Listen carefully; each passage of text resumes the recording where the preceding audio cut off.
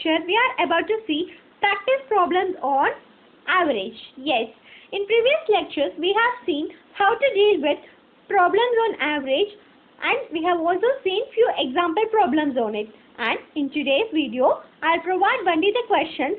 Solution to these questions will be provided in the later part. Okay?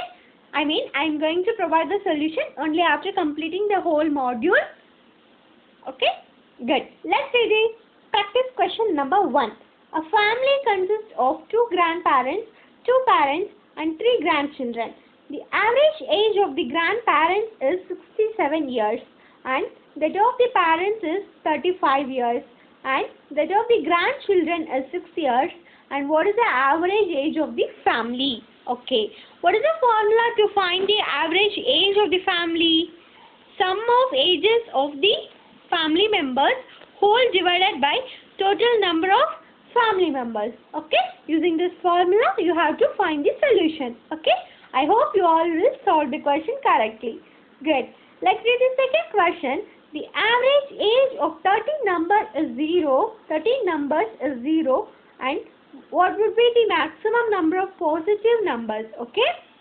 Formula for average is sum divided by total, right? Okay. Here the total is nothing but 30. Sum divided by 30. Okay. This is a hint I am giving you. You have to think logically and answer this question. Okay. Let's read the third question. The daily wage of Manikam varies according to the work done by him. If for 4 consecutive days he gets 200, 350, 450 and 220 respectively, then what would be the 5th day salary if his average wage for all the 5 days is 344? Sorry, 344. Okay. Manikam is a man who is going for daily salary. Daily he will get some wage. It is not some fixed number. It varies according to the work provided to him daily. Okay. According to that, on first day he earned 200 rupees, second day 350, third day 450 and fourth day 220 and fifth day that you have to find. We are provided with the average wage for all the 5 days.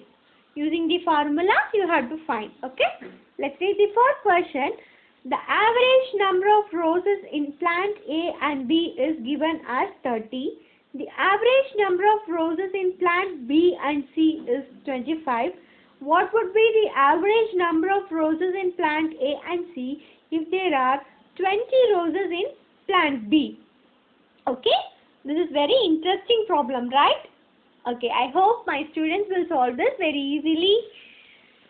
Let's read the fifth question. If a man covers a distance of 5 km by walking at the speed of 5 km per hour and while returning he uses bike at the speed of 30 km per hour, then what is the average speed of his whole journey?